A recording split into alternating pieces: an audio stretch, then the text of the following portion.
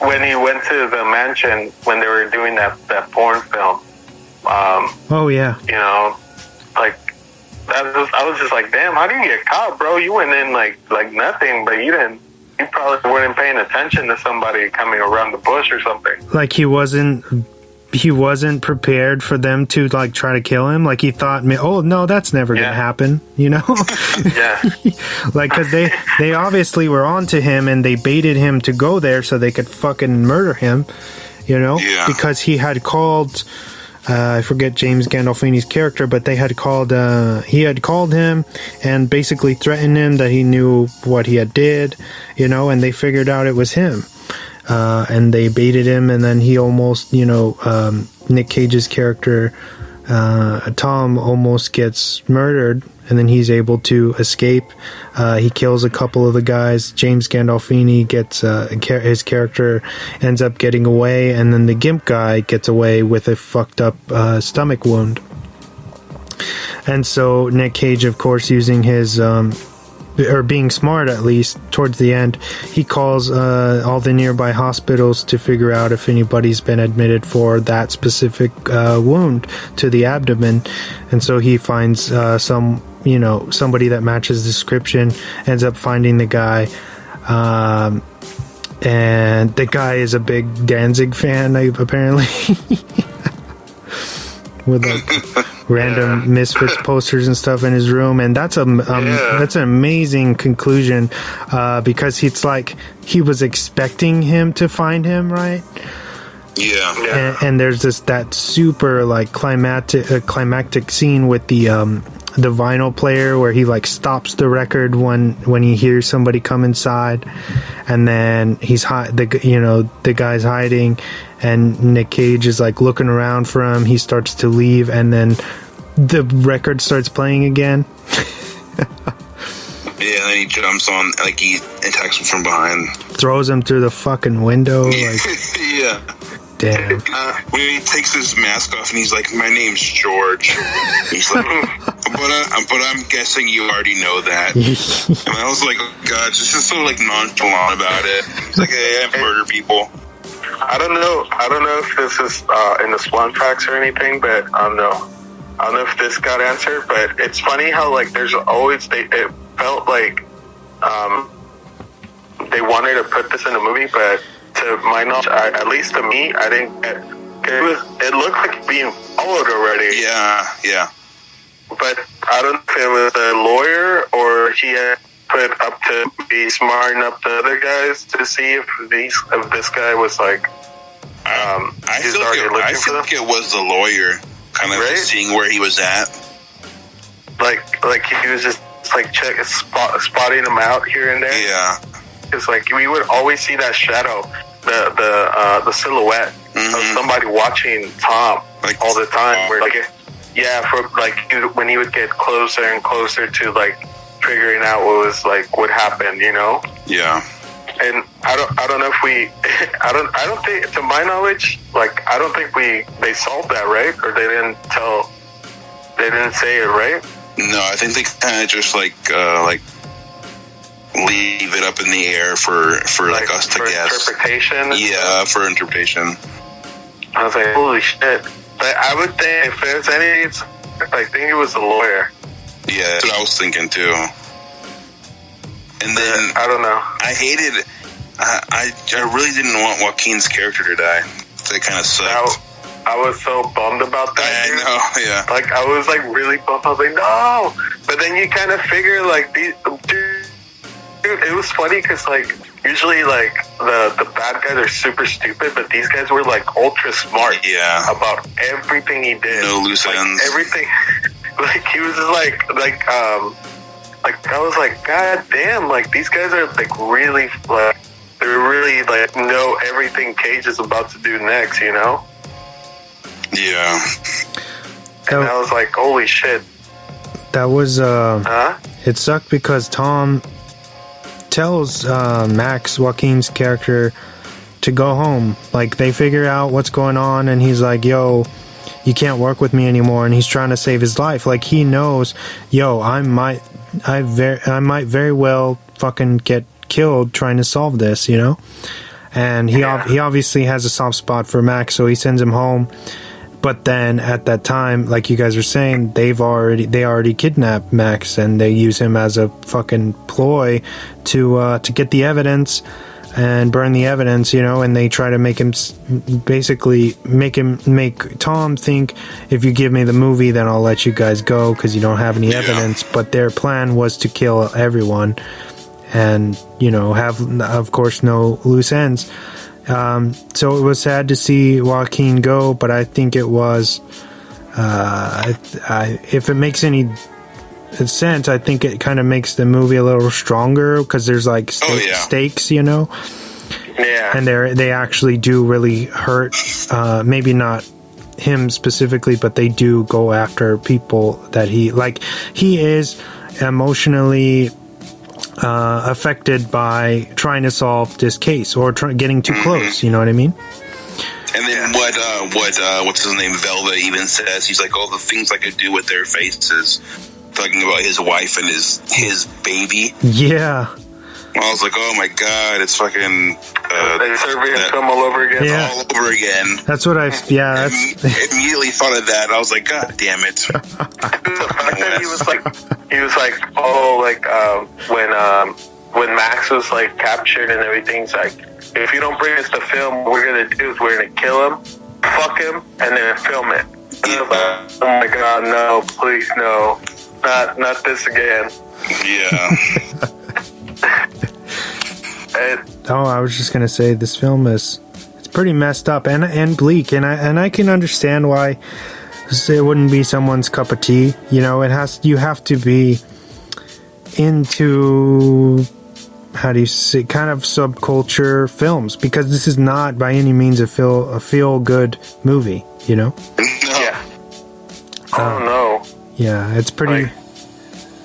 It's pretty out there. This movie's pretty gnarly, dude. Like, I don't think a lot of people could stomach stuff like that. But the gist of this is that the fact that this is real, dude. This goes on in most people's lives, like every day. Yeah. Mm-hmm. And like, I think for a lot of people, that's more disturbing than seeing like a Freddy Krueger movie. Oh yeah. Yeah. And for like, it's a lot. It hits more home because it does happen. Yeah, with fucking human trafficking and molestation, and then even the shit that's happening, that's being uncovered in the military. It's just insane. Yeah. Yeah, dude. Like, it's crazy. That's what I was saying earlier. Like, it's so contemporary.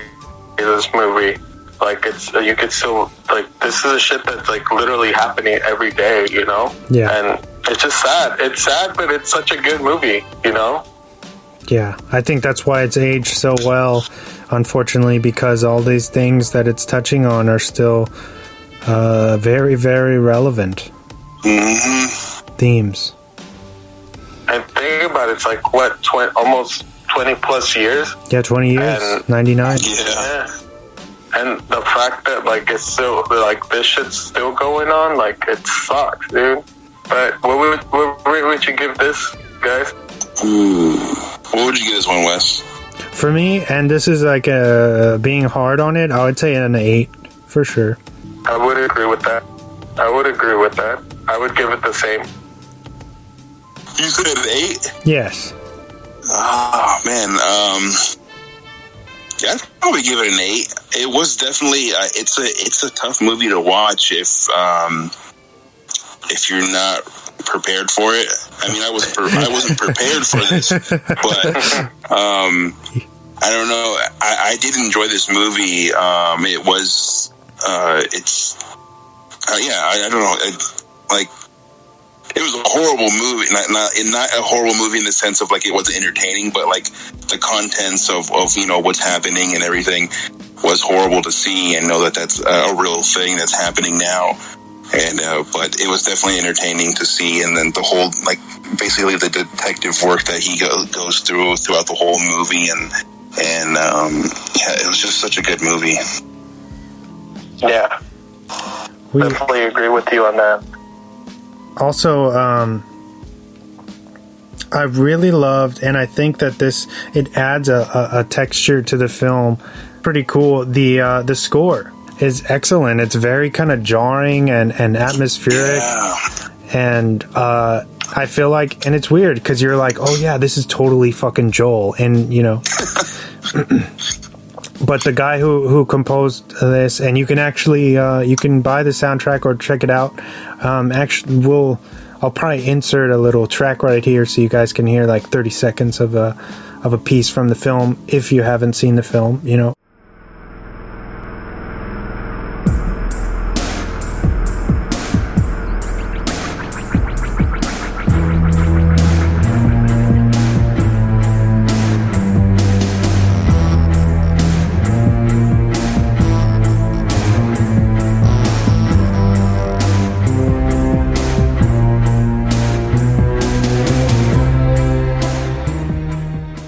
But it's Mychael Danna is the composer, and I really dug the kind of the weird direction he went with this, you know.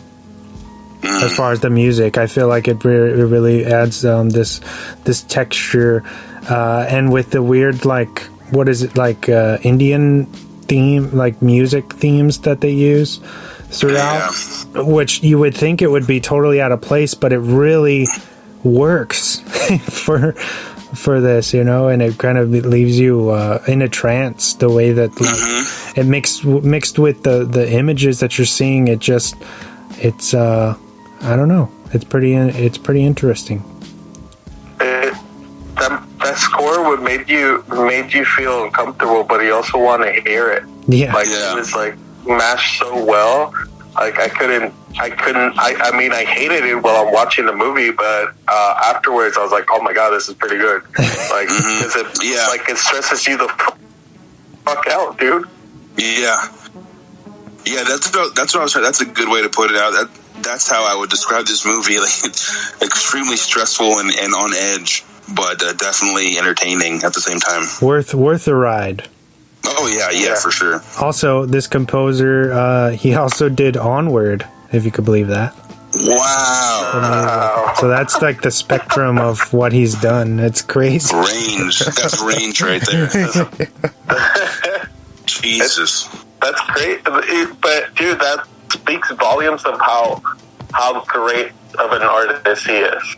Yeah. Like, he could go do this, but then one day to another he could go do a Disney movie. Like, it's so amazing when people could transition to different things, you know? Yeah.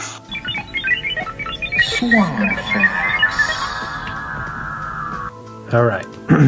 So writer Andrew Walker left the project after Joel Schumacher sided with the studio to lighten the subject matter.